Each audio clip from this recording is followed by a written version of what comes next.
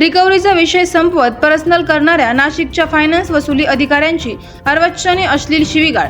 इंदिरानगर पोलिसांनी जाणीवपूर्वक दखलपत्र गुन्हा टाळला।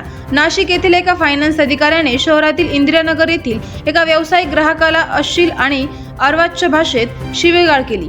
वसुली करता करता हा रिकव्हरीचा विषय संपवत त्याने फोनवरून ग्राहकाला महिलांना अपशब्द वापरल्यामुळे या प्रकरणाने फायनान्स कंपनीने व्यवसायातील दिंडवडे काढले आहे। फायनान्स कंपनीचे मार्केटमधील नाव खराब झाले आहे असे म्हणणे आता तरी वावगे ठरणार नाही।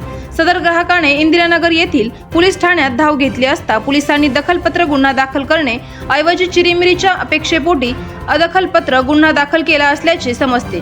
सविस्तर वृत्त असे की शरयूनगर येथील रोहित विकास गवारे वय वर्ष 30 यास काही पैसे फायनान्स कंपनीचे देणे बाकी होते, परंतु फायनान्स कंपनीचे वसुली अधिकारी याने फोनवरूनच हमरीतून सुरुवात केली। बोलता बोलता प्रकरण पुढे वाढत गेले। मग मात्र वसुली अधिकाऱ्यांनी फायनान्स कंपनीचे सर्व नियम मोडीत काढले आणि म्हणाला की कंपनी गेली उडत, आता हा विषय आपल्या वैयक्तिक झाला आहे, तू तुझे दुकान आता उघडूनच दाखव असे बोलून अर्वाच्याने अश्लील भाषेत शिवीगाळ केली।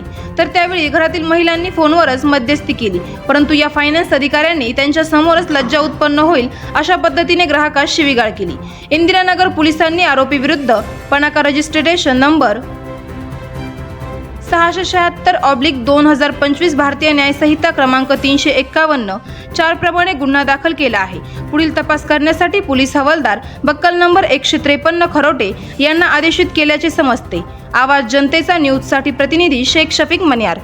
करायचं आहे लाईव्ह कार्यक्रम किंवा आहे कसले आंदोलन, जनसामान्यपर्यंत पोहोचेल आपला हक्काचा आवाज, आवाज जनतेचा। बातमी व जाहिरातीसाठी संपर्क करा स्क्रीनवर दिलेल्या नंबरवर।